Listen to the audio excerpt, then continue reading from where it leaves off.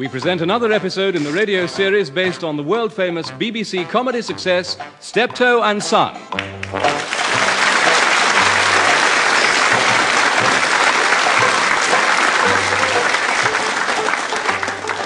With Wilfrid Bramble as Albert. I wish he'd let me go home. I'm frozen, stuck up here. This fresh air will kill me.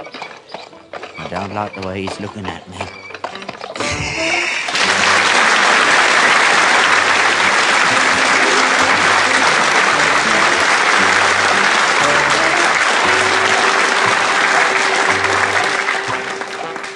And Harry H. Corbett as Harold.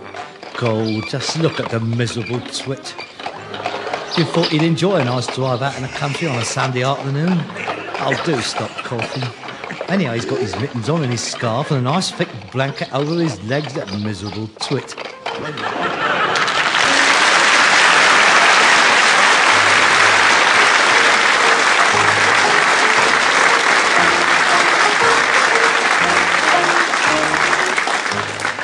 Here they are in Homes Fit for Heroes.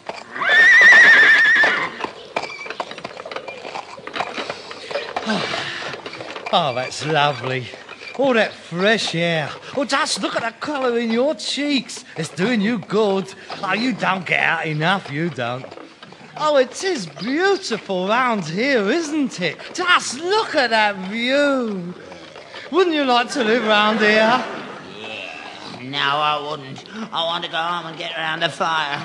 There's a good film on telly this afternoon. Now, wouldn't you really like to live round here? Oh, yes. Wouldn't you like to get away from that smelly old London, that dirty old house, and spend the rest of your life in these idyllic surroundings? With the flowers, the trees, the birds, all the open spaces. You deserve it, Dad, the hard life you've had. I've never known you to worry about that before. Oh, just look at that house. Oh, isn't that magnificent? Oh, Peter, look at that. Oh, who lives there? Oh, it must be a millionaire at least. Oh, what wouldn't you give to live in a place like that? Look at the grounds. Look how they're landscaped. Landscaped? Oh, well, it's just fantastic, isn't it? I mean, that's the sort of place you dreams about. I don't think I've ever seen anything so beautiful. Oh, no, people like us would never get a chance of living in a place like that. Who could it belong to? Oh, look, there's a notice board. Well, Betty, wow. I wonder what it says. You can read, can't you? Oh, I can see what it says. And without me glasses, it says Chartwell House, LCC, Old People's Home. LCC, Old People's Home? Well. Who would have believed it? A beautiful place like that for an old people's home. I ain't going in. Now, Dad. Take me home. I ain't going in. Who said anything about? I wondered why you brought me out here. Look at the lovely countryside. Oh, what a lovely house. I wonder who it belongs to. You conniving young... Take me home. But, Dad, listen. Take me home. Here, give me them reins. No, come on, Dad. Hercules. Get on. Come on.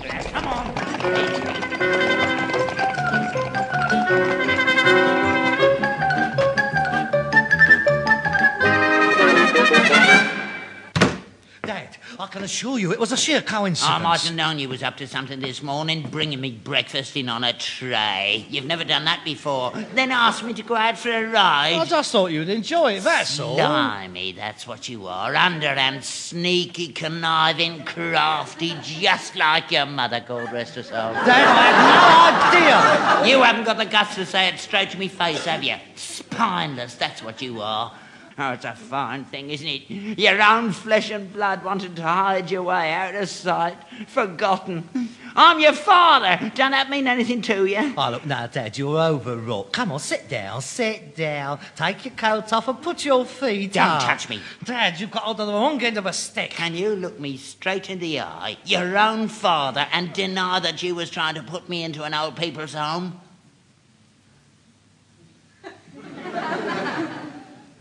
Would you like a drink? No. Well, I would.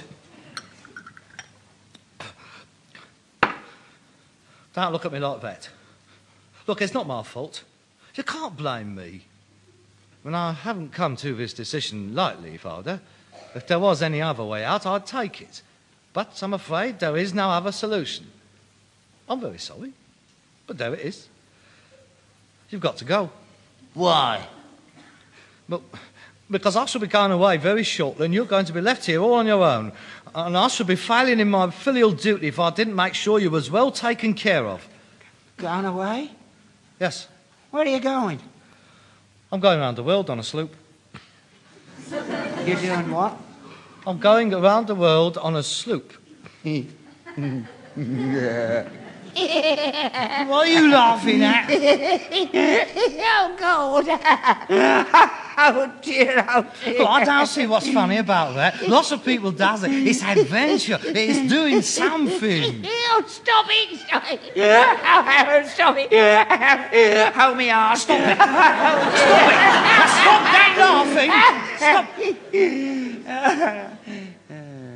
Look, if you think about ridiculing me, you're going to make me change my mind. You have got another thing coming. There's nothing you can do about it. I'm going round the world on a sloop, and that's all there is to it.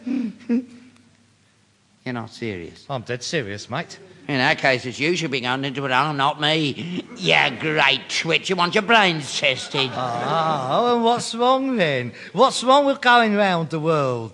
I know what's wrong with you. You're jealous, ain't you? Just 'cause you ain't been nowhere, you don't want me to go. I've travelled, mate. Travelled?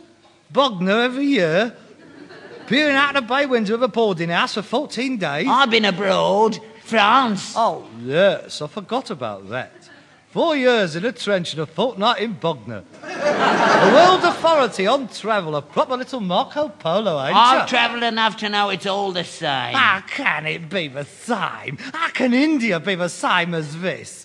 Oh, I want to see it, mate, before I die. I want to see the Mardi Gras in Rio de Janeiro. I want to see the native girls wiggling on the beaches in Tahiti.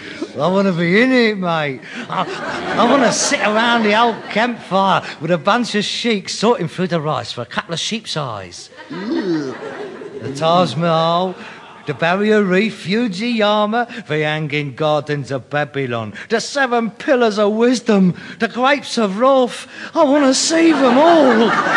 Oh, yes, it's just the same, ain't it? Oh, yes, you can see all that down the bingo hall, can't you?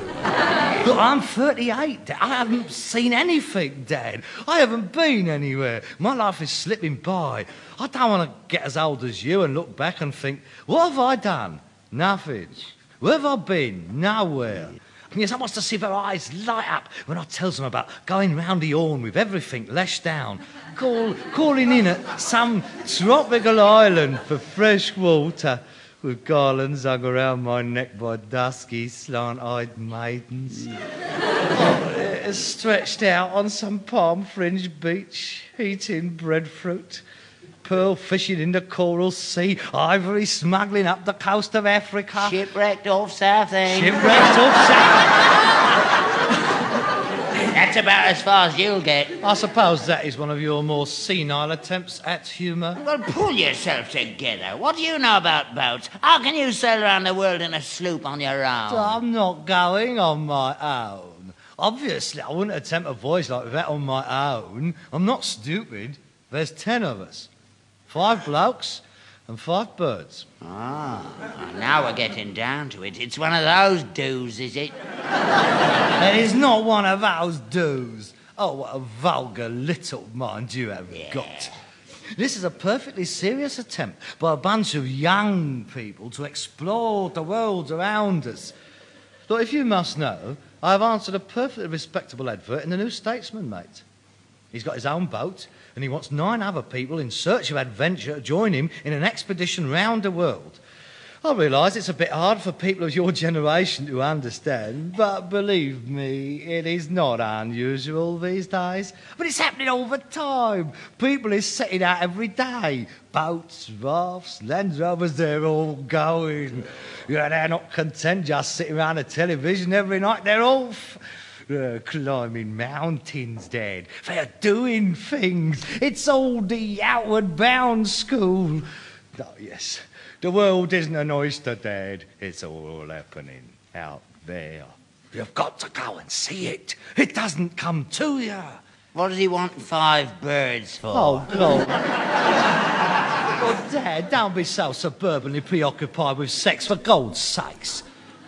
I mean, these is highly intelligent people. They don't look at it like that. It is just 5 people going on a trip with 5 other people. There'll be no special consideration. We'll just be 10 crew members who all has a job to do. There's nothing sordid about it at all. Well, why don't they have 10 blokes, then? Well, I don't know. I'm not organising the trip. Or perhaps he thought... No, I know what he thought. Oh, there's no point in talking to you. I mean, if you like to think of it as a sex orgy on the high seas, that's up to you. It is just another example of the gulf between our 2 generations, that is all. When yours lack the truly intellectual freedom of thought which transcends calls of the flesh. When a thing like this, it would have been impossible in your day. You can say that again. 5 men and 5 women on a boat. There wouldn't have been much sailing, no, I can tell you. Well, sometimes you disgust me. Oh, well, I suppose it's just a question of enlightenment. I mean, surely there are pursuits that men and women can do together without sex coming into it. Don't you believe it? But all I can say is it'll be a sad day for the world when a bird can't go mountain climbing with a bloke without being got at on a precipice. Anyway, there's no point in discussing it further. It is all arranged. I couldn't change my plans now, even if I want to. I don't want to. I've sent off me 100 quid and I'll be setting sail next month. How much? 100 quid. 10 of us. That's £1,000. That'll see us all right for a few months. Then we'll start trading, see? Oh, he is well organised. This is his 3rd trip. I see. So you want to get me out of the way and you're off? Haven't you got any feelings at all? I'm your father. I'm not a dog that you can put into a kennel when you go away on your holidays and to be got out when you come back. It's callous, that's what it is. Oh, dear. I had hoped when I explained things that you would understand. I can see I overrated your sensibilities, Peter. Oh, I understand perfectly. I'm going to be bunged into an old people's home and left to rot while you float round the world with 5 bits of crumpy. I do not intend to enter into a slangy match with you. I only knows one thing. Every time I've ever wanted to do something, somewhere along the line, you've put a spoke in, haven't you? That's not true. I've never objected to you bringing birds home. Oh, I know that. You enjoy it. You're at the keyhole most of the time, seeing how I'm getting on. But there you go. You see, you're sidetracking me again. What I am talking about is my going on a highly educational and profitable ocean voyage. Yeah. Oh, I've been as fair as I can. I shall arrange to dispose of the business and you can have the entire proceeds. I don't want a penny of it. What about the horse? Oh, God. Oh, I forgot about him. Oh, dear. The poor old devil. What's going to happen to him? Oh, that's nice. You're worried about the horse. What about me? Sitting in there for the rest of my life playing dominoes and making handbags. You'll find a bit of a difference if you don't have your old dad around the place. You have everything done for you here. You won't have anybody to do your washing, iron your shirts, make the beds, do your cooking, all the mending. Be quiet a minute, I'm trying to think. Oh, yes, of course. I can sell him. Yeah, that's it. There's Max down the road. He wants a new horse. He's always fancied Hercules. I'll get about 30 quid, I reckon. Oh, yes. Yes, well, that's both of you sorted out then. Now, tomorrow morning, I'll take you down to the home and I'll introduce you to the matron. Tomorrow? You can't wait to get rid of me, can you? Why not tonight? It wouldn't take long to put me little bits and pieces together. Oh, it's not a question of not being able to wait. It's just I like to know that when you go, you're going to be settled in there and happy. Oh, I've no alternative, have I? I can't manage this place on my own. I ain't got no relations to go to, and I want company and protection at my time of life. Well, I don't think I want to sit down here with you anymore. I think I shall go up to my room. Oh, Dad, don't take it like this. Look, you don't have to go up yet. I was just going to make some supper. Don't you do anything for me. I couldn't eat it. It'd stick in my throat. I don't want anything more from you. Don't think you're going to make me feel rotten about it. My conscience is clear. I spent my life looking after you. There's one thing that cheers me up about all this. What's that then? The old boatload of you might get drowned. Ah, thank goodness he's gone. Now I can get down to setting the course. Oh, Drake in his hammock and he's 1,000 miles away. Oh, Captain Hardbar sleeping well below. Oh, yeah.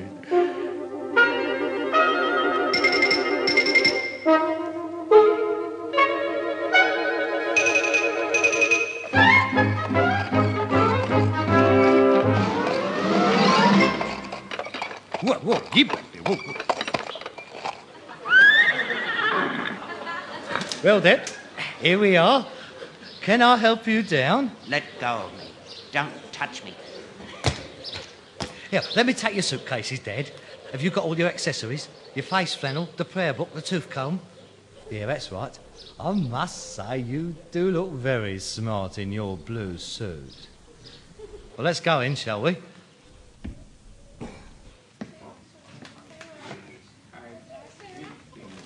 Take your hat off, Dad.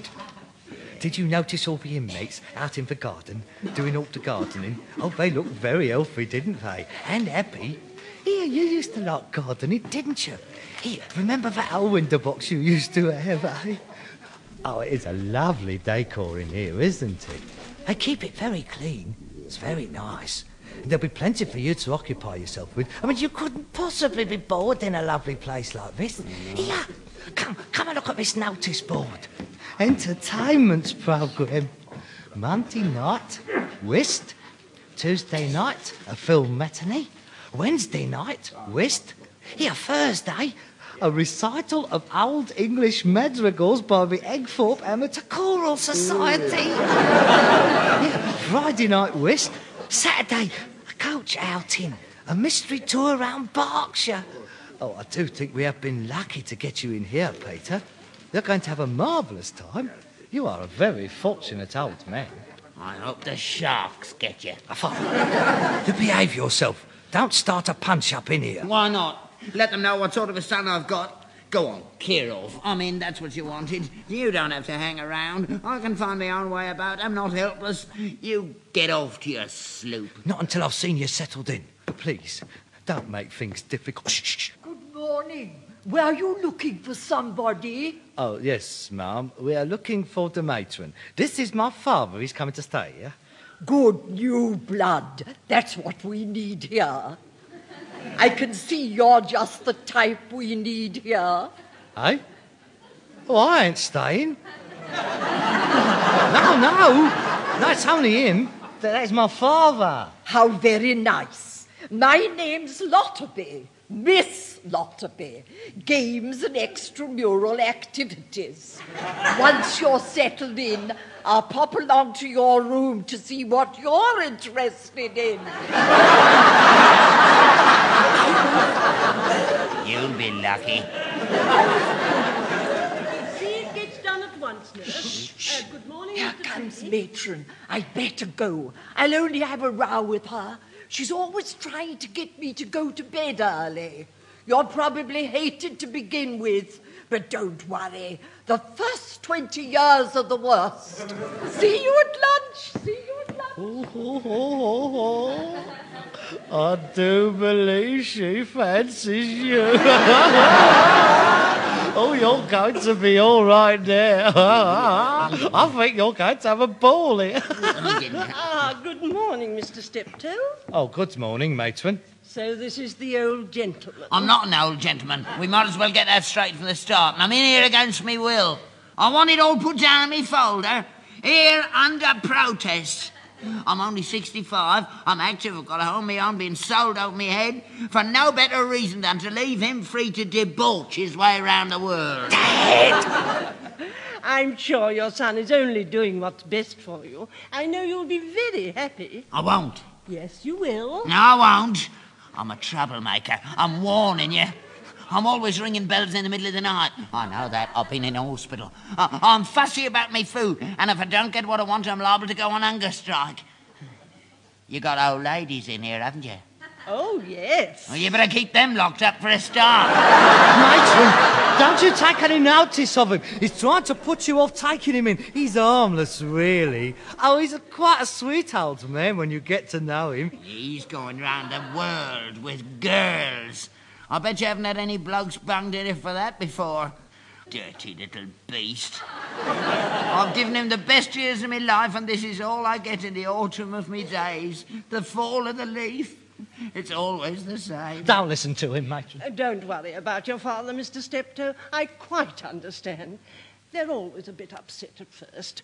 Come along now. I'll show you to your room. Sure. This way. Oh, it is a lovely place you have here. Here, aren't those Queen Anne's legs on that commode? Yes. Yes, we have a lot of antiques here. You can say that again. Here we are. Oh, what a lovely little room. Oh, you'll be very happy here, Peter. Yeah. Well, it's not quite home, but I'm sure it will be by the time you put in your own little knick-knacks. I've got a suitcase full of them, missus. I'll soon have this looking like our own place, in no time. Good. Well, I expect you want to say goodbye to each other. I'll leave you now. Lunch bell is at 1 o'clock sharp. We meet in the main hall. Oh, what did I tell you? Isn't it lovely? I wouldn't shove you in any old place now, would I? Yeah, I bet these mattresses is lovely and foamy. Oh, yes. It is a lovely bed, Dad. Have you felt the bed? It's very comfortable. Better than the bed you had at home. You're going to sleep well here. I don't expect I'll bother to get up. I like the colour of the walls, don't you? Sort of old and Neil. Soothing, that is. Would you like me to help you unpack? No, thank you. It'll be no bother. I'm in no hurry. I'll do it myself. Oh, look. I see you have got your own little basin. You can wash in that. I know what a basin's for. I've used one before. Oh, well. I'd better be getting along. Cheerio. I'll write to your dad at least once a week. Don't bother. And cards. I'll send cards as well. You know, when we drop anchor at somewhere that's interesting. Well, cheerio, Dad. You do understand? Dad, I didn't want to do it, but well, I've got to take the chance. Well, I got it, haven't I? I'll only be away for 2 years. I'll come back and see you the minute I land in England, I promise. I might not be here then. Well, what? Oh, don't be silly. I mean, you've got years in front of you. Don't talk like that. Look, I'll try and get in before we sail. I can't promise, because there's lots of work to do before we get ready. Look, I'll send you all the money we get for the yard and for the horse. Oh, well. Cheerio, then. Look after yourself, Dad. Yeah. Oh, you won't miss me at all, Dad. Now, after a couple of days, you'll forget all about me, probably. It'll be the other way around. Yes. Yes. Well, then, I'll say cheerio, then. Cheerio. Aren't you going to wish me bon voyage and good luck? No. Oh. All right, then. Is there anything I can do? Anything I can get you? Is there? I will be thinking of you, Dad. I promise you. Goodbye, Dad. Dad, I'll leave the door open. Harold.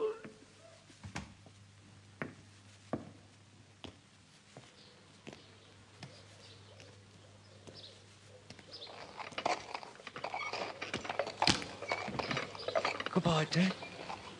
Goodbye.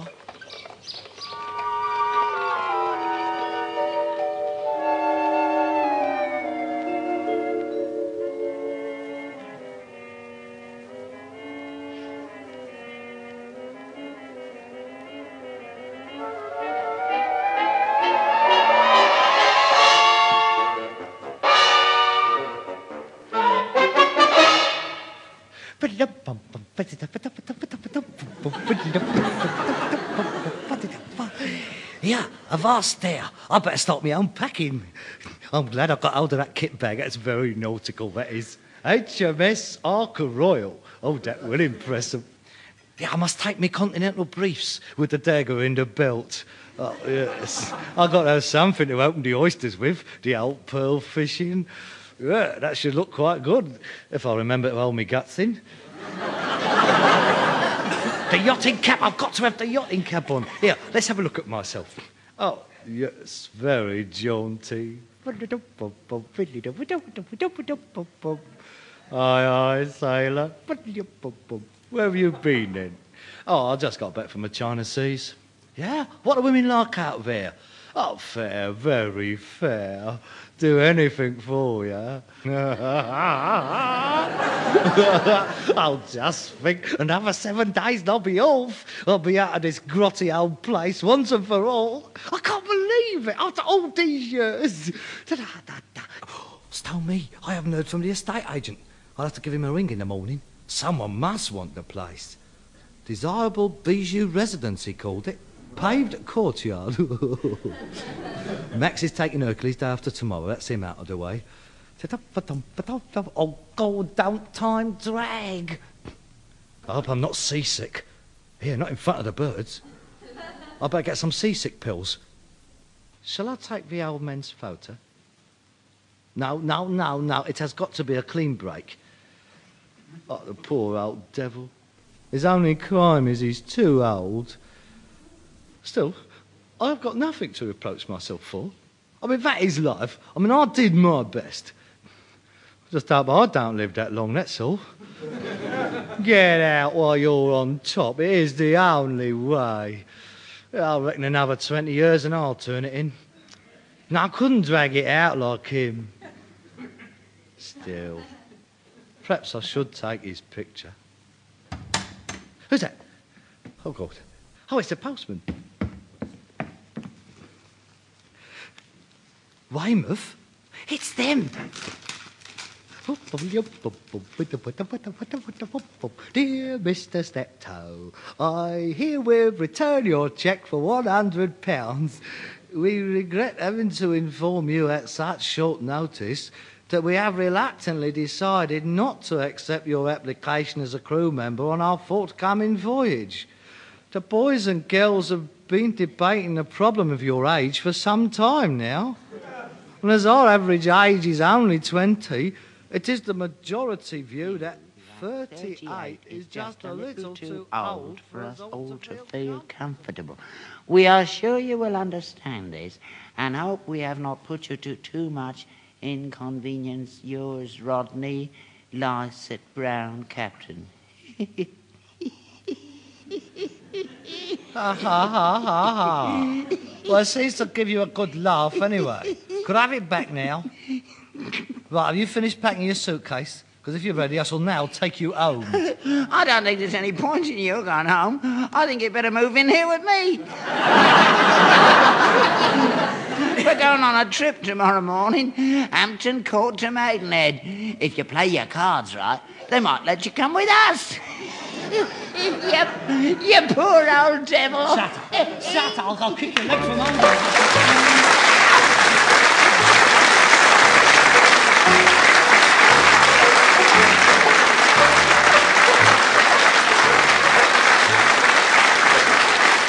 You've been listening to Wilfred Bramble and Harry H. Corbett as Steptoe and Son, with Mari McKeno as Miss Lotterby and Olwyn Brooks as the matron.